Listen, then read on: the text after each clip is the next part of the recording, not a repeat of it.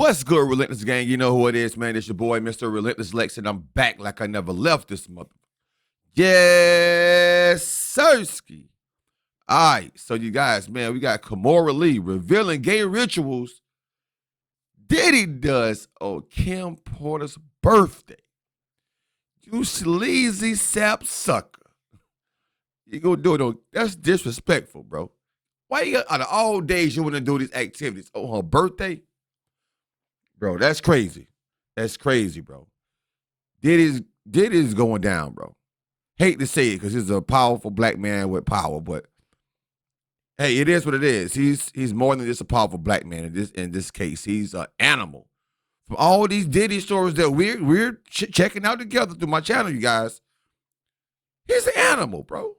From the gay basketball games to the Justin Bieber story to the Usher story and so forth and so on to the death of Biggie. All this stuff is alleged, but at the same token, it's outspoken, bro. Let's get it spicy.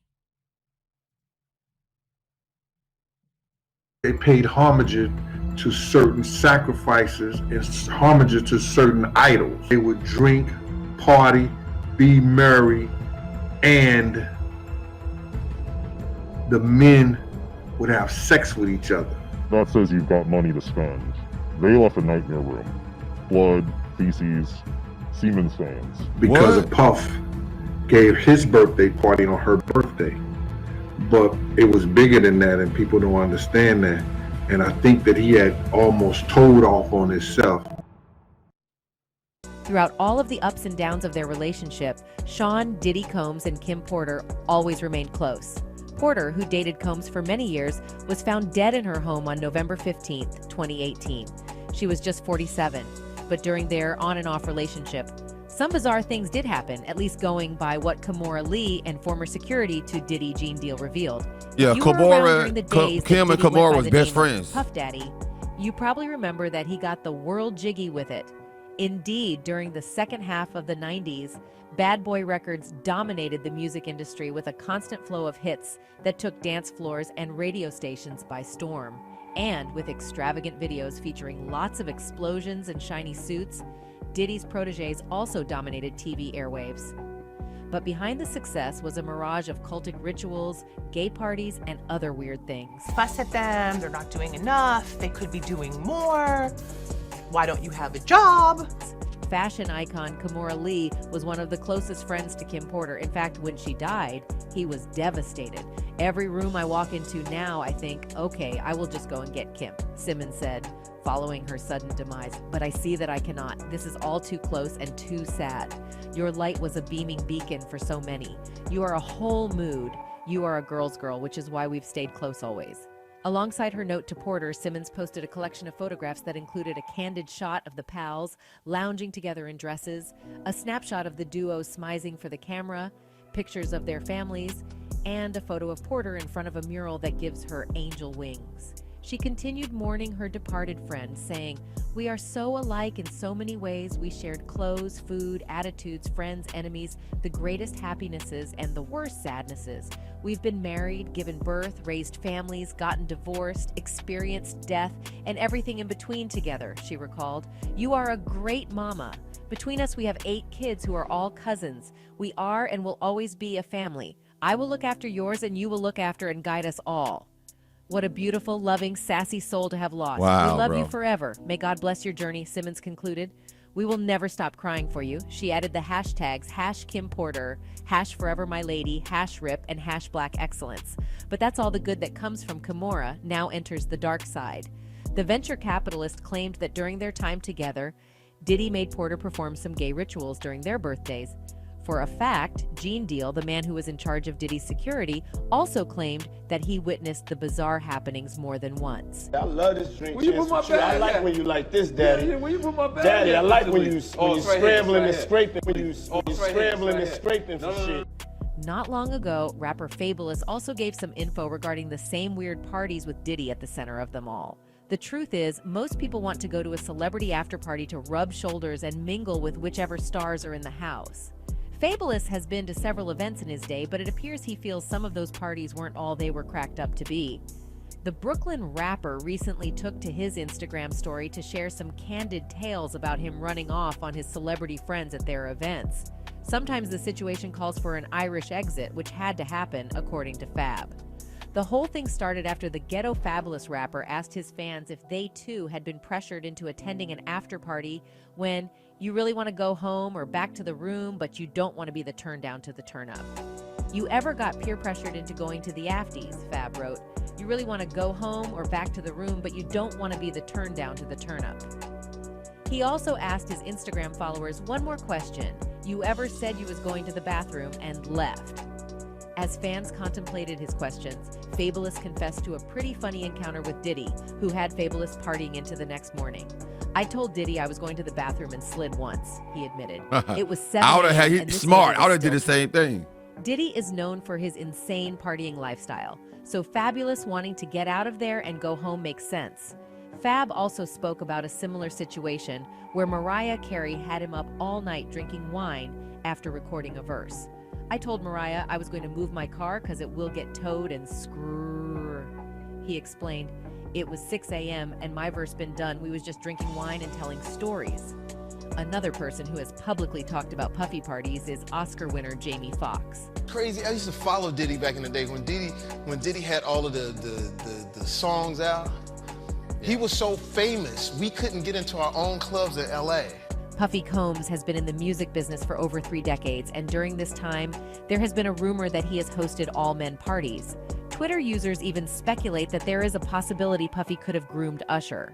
A TikTok video was released that featured interviews of rappers and singers speaking about Puff Daddy's crazy and reported all-men parties in different interviews and questions about the rapper's heterosexuality. The video opens with Jamie Foxx being interviewed and speaking about Sean Puffy Combs' secret parties that supposedly featured young men. And then days after, Jamie falls ill, and Twitter goes berserk. One user wrote, Jamie Foxx is still hospitalized after suffering from what is being reported as a brain attack or stroke at the age of 55. Another chimed in, posting, was there an attempt on Jamie Foxx's life for speaking out against Diddy? The caption I believe links the so. clip of I Jamie really believe explaining that. to other people the weird parties Diddy used to organize. Rappers like 50 Cent made fun of Puffy regarding the types of parties he'd make, where there were all men and supposedly even younger men, as it happened with Usher when he went to Flavor Camp. The video also has an Flavor interview Camp, with Howard boy. What kind of Stern, name is that? co-host Robin That's Quivers, crazy. interview the R&B singer Usher about his beginnings in New York City when he went and lived with Puff Daddy when he was a teenager, and address the parties and celebrations that I they blame had his at mom the for that, his so-called parents, Flavor bro. Camp. Usher talked about I would have Flavor never Camp on the sent my Howard Stern son. show. Heck Without no. being too specific, Usher spoke about how he got to know the lifestyle, but did not know if he would participate and indulge since it was pretty wild. Later in the video, it was suggested that Diddy and Usher used to share a bed when Usher was just 10 years old, and they would wrestle for Frosted Flakes. Puffy Combs made a name as a young boy growing up in New York. In his early 20s, he was already a big deal in Hollywood, signing big names in the game and also signing fat checks. But his cultic behaviors would soon dominate the headlines, especially given that almost all bad boy artists ended up in the gutter. The truth is, behind the colorful facade, some shady dealings were happening and rumors about Diddy's treatment of artists were circulating. As the years went by, a ridiculous number of bad boy artists ended up broke, dead at a young age, or in jail for a long Facts. time. Furthermore, an Shine, inordinate number of Biggie, artists who worked with Diddy quit Craig the Mack. industry and dedicated their lives to religion. What happened? What did they witness? According to what Kimora Lee says, the devil himself, I would suggest. One of his artists who had a turn for the worst was Craig Mack. The guy was somebody, you know what I'm saying, I'm not gonna say their names, I'm just gonna say somebody that wanted to do another album with me. So I said, cool, I gave him my price, and the price was, to me, was low. Craig Mack was the first artist signed with Bad Boy Records. His 1994 single Flava in Ya Ear went on to become the first hit record of the label, which helped lay its foundations for years to come. While Mack's career appeared to be on the up and up, it went down very quickly. Some might even say that his career was cursed from the start. The main reason, Diddy discovered the notorious B.I.G., who would become one of the greatest rappers of all time, and pushed Craig Mack to the side. To make matters worse, Craig Mack's physical appearance became an issue. He was constantly the butt of ugly jokes in hip-hop media, and that followed him throughout his entire life. Furthermore, Mac was reluctant to embrace Diddy's vision for radio-friendly rap. As a result, his first album, Funk Da World, contained several tracks that were decidedly uncommercial, such as When God Comes, a sobering track that scolds the sinful ways of his generation. After spending a few years dwelling in the basement of Bad Boy Records, Craig Mack finally split from the label in 1997. And after a few failed attempts at coming back into the industry, he disappeared from the rap world for good. You know what? He looked very uncomfortable sitting right there while Diddy is talking right there. He already looking uncomfortable at this age right here, bro. Like he knows something already. In 2012, Look how Puffy's so excited and he's just looking staring, bro. Now he's digging in his ear. Your body language tells us a lot about your feeling. How you feeling on the inside, bro. Look. Puffy all hyped and animated and da-da-da-da-da. Craig Mack kind of staring, digging in his ear. Craig Mack reemerged in a video posted by the Overcomer Ministry, a secluded Christian community in South Carolina that was described as a cult. Shout out South Carolina in the building. In the Yes, sir. following years, Craig Mack's health 843, stand up. degraded radically, and he was sometimes seen walking around with a cane. Then in 2018, Mack passed away at the age of 47 due to heart failure in South Carolina near the Overcomer Ministry. Another popular case is that of Mase. From 1996 to 1999, Mase dominated the charts, and his first album, Harlem World, went quadruple platinum. Following this enormous success, I didn't know the rapper that. shocked the hip-hop world by announcing his retirement to become a pastor, all thanks to the evil he witnessed at the hands of Diddy. On April 20th, 1999, during an interview with Funkmaster Flex on New York radio station Hot 97, Mase announced his retirement from music to pursue a calling from God. He claimed he was leading people, friends, kids, and others down a path to hell, stating that he left to find God in his heart and follow him.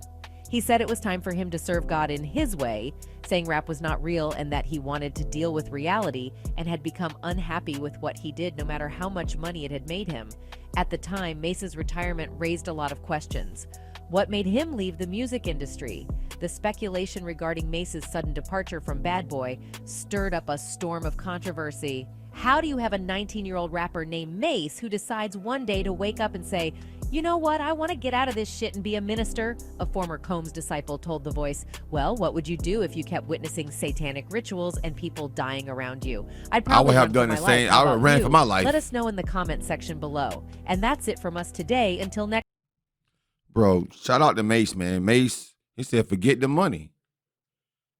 He said, forget the money, forget the fame, forget everything. I'm ready to walk with God, bro. I'm ready to walk with God, bro. Shout out to Mase for that, man. R.I.P. to Craig Mack. R.I.P. to Kim Porter. Shout out to Kimora Lee, man. Diddy, you already know what you can get. I ain't got to say it no more, bro. All this stuff is alleged, but I don't have to say how I feel about Diddy at this particular time right now because everybody should know, bro. I think everybody feeling the same way about Diddy. And this, imagine, you guys, this is just what we know. Imagine the stuff that didn't come out.